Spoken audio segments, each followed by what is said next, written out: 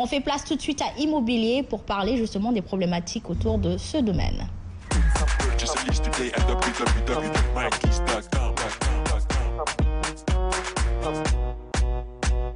Nous parlerons immobilier. Semaine passée waxtaane nañ fi li nga xamante ni moom moo di les mesures d'expulsion chez le bailleur. Maintenant nous allons passer au recours des locataires. Oui Asma ni nga ko waxee noonu la parce que la dernière fois ni nga ko waxee indi woon nañ procédure d'expulsion. maanaam képp koo xam ne yor nga sa kër lu loué. soo demee bay expulser ab locataire sa biir kër dafa am àq ak yelleef yoo xam ne nii moom nga war a sàmmanteeg moom pour def ko yow am na yoon yoo war a jaar yoo xam ne ni doo teggi yoon pour mën a respecter ay àqam ak ay yelleefam waaye moom it su nekkee ci situation boobu noonu yoon may na ko mu mën a défendre aussi parce que aussi génne njaboot comme ni ñu ko waxee lu xaw a tiis la te toujours rek loi bi dafay ji ba protéger nit ki ci doomu aadama bi mu doom ci insaniyam ci humanité bi quoi lay bàyyi xel lu bëri ba tax na ki nga xam ne ni pour une raison ou pour une autre soit fayul location nga war koo génne wala mu dem ba boom si boppam mu bëgg a génn ak lu mu ci mën di doon dafa am yoon yoo xam ne foofu la war a jaar pour dem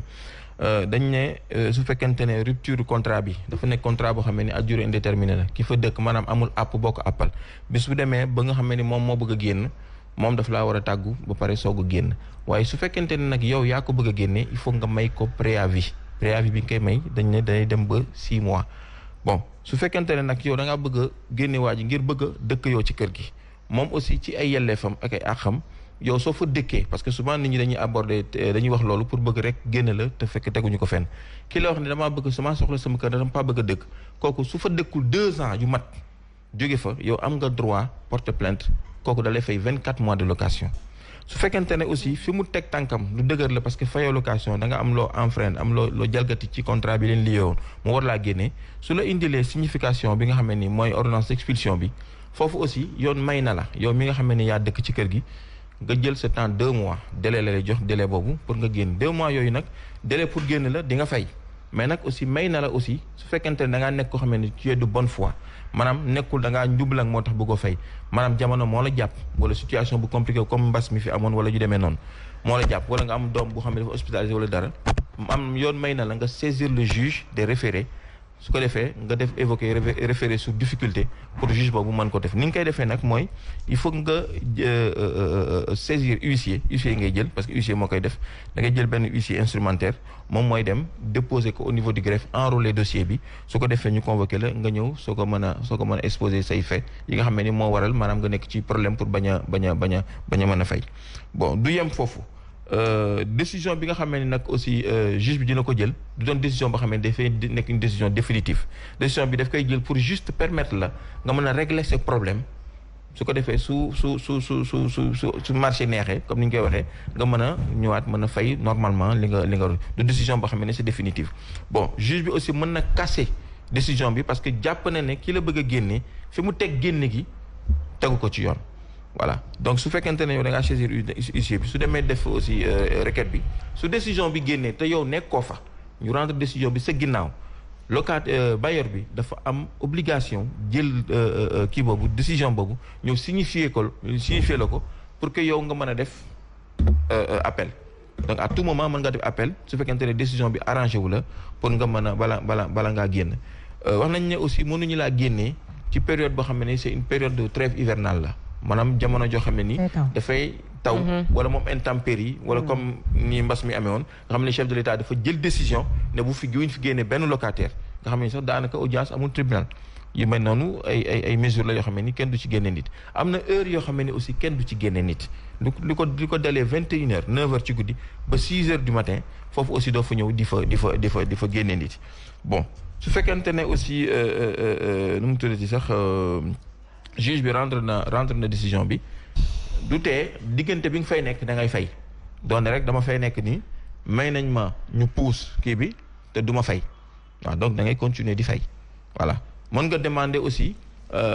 maanaam moratoire loolu yëpp dafay am maanaam lu mu ci mën di doon rek arrangement mën na am ba nga xamee ne yow génne bi ñu lay génnee saa yu demee ba acté ba ñu génne la rek xamal ne def nga jéye ju mag wala nekk nga koo xam ne vraiment taxawoo ci disposition u fay parce que aussi kiy investir ñëw tabax këram banque di ko xaar moom aussi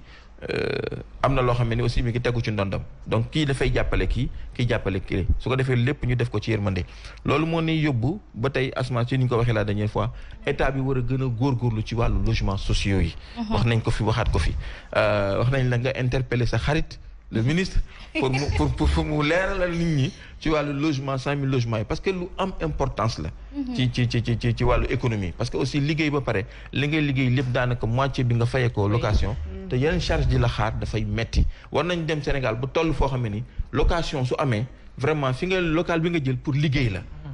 mu nekk à usage commercial mais pas forcément à usage d'habitation. loolu aussi ñu ngi ciy ñaax état bi li lañ leen indiloon tey pour may ñeneen ñi aussi ñu mën a kii question yi nag ba tey comme ni ñu ko waxee rek au niveau de la toile mën nañ poser question ku ci bëgg ñëw justement am na ñoo xamante ni ils sont très réactifs une maison vendue combien de temps est donné au vendeur pour quitter par le huissier une maison vendue waaw bu ñu jaayee kër ba noppi bon suñu jaayee kër loolu c'est d'un commun accord mën na nekk d'un commun accord parce que ça dépend aussi su fekkente ne da ngaa ñëw jaay kër kii soo fekkente jaay nga kër gi bala ngaa jaay kër gi yow mi nga xam ne yaa moom sa kër da ngaa jaay kër gi même délai yi il faut que déjà nga ñëw wax waa ji ne ko parce que c'est normal damaa bëgg a jaay sama kër soo ko ne damaa bëgg a jaay sama kër keneen moo koy jëli kon yow doo fa dëkk donc il faut nga respecter préavis wu 6 mois boobu loolu aussi duñ doon mois ji moo ñëw rek daal di ne damaa bëgg a jaay sama kër rek génnal nangam noonu dafay jaar fi mu war a jaar il faut nga ça doit faire l'objet d'un acte extrajudiciaire bu huissier bi déposé après yow aussi nga am congé pour mën a dem yaakaar naa ni il faut ñu ñëwaat ci loyer yu cher yi ndaxte am na kuy naan maintenant les studios sont à 200 000 xam naa loolu beneen sujet la beneen thématique la boo xamante ni spéculation la voilà moom dina ci ñëw incha allah rabbi te itam am na kuy doon laaj ba tey ne ku amul ab njëgum fay luwaasam mu mat est-ce que tey kooku am na doole poche pour dem uti huissier est-ce que il y a des huissiers de justice sociale ou volontaire tout comme avocat yi nu muy amee bah oui loo gis liggéey boo gis rek am na koo xam ne ni mi ngi ci parce que nit ki li ngay liggéey ci ngay jaamoo yàlla ci ngay jaamoo yàlla su fekkente ne aussi maanaam mënoo parce que soo xoolee très souvent dafay am ay mécanismes yoo xam ne ni de comment on appelle de régulation yu ñuy def ci kii yi mën nga dem sax gis sa chef de quartier waxtaan ak moom loolu yëpp ay mécanisme la parce que ñëpp amuñu aussi culture saisir tribunal recours à la justice mais yoon wi daal nii la ko tëlee et puis c'est dommage on dit que nul n'est censé ignorer la loi fi nga war a jaar foofu ngay jaar Aïcha merci beaucoup ñu tàbbi nag ci invité bi waaye monsieur Thiam laata loolu am na benn question bu importante bu benn internaute posé donc moom mi ngi doon laajte mu ne moom dafa feebar AVC tëdd ci l'hôpital ga borom kër gi mu dëkk daal di génne ay bagages am maanaam expulsé ko léegi est-ce que loolu yoon la est-ce que moom ci moment boobu lan la war a def luy yoon borom kër gi amul droit expulsé ko d'autant plus que xam na ne dafa feebar ça c'est un de deux balaa mu ko expulser aussi il faut que mu am décision de justice pour que mën a expulser mais su ñëwee rek dajji buntam kii ko loolu voie de fait la loolu la ñuy wax voie de fait c'est un délit donc kooku su génnee su porter plainte c'est clair que kooku le cas borom kër gi dina répondre de ses actes parce que kon sa waa ji solution baa ngi noonu da ngay ut avocat nga dem porter plainte wala fi nga tëdd noonu mën na def procuration police rek su demee police niveau de la gendarmerie la plus proche elle porte fait pour voie de fait parfait mi ngi noonu kon nag mën na sax def procuration am ku ko délégué lool balaa bagage mi di réer wala mbiram di tas ay ca macha allah monsieur Thiam ce sera pour lundi prochain inchallah di nuyu waa Diamaguène Sicap Mbao Tali Mame Diarra mécaniciens yi ñëpp et te dire encore bravo la reine de la matinale pour avoir assuré encore ce lundi merci beaucoup merci à vous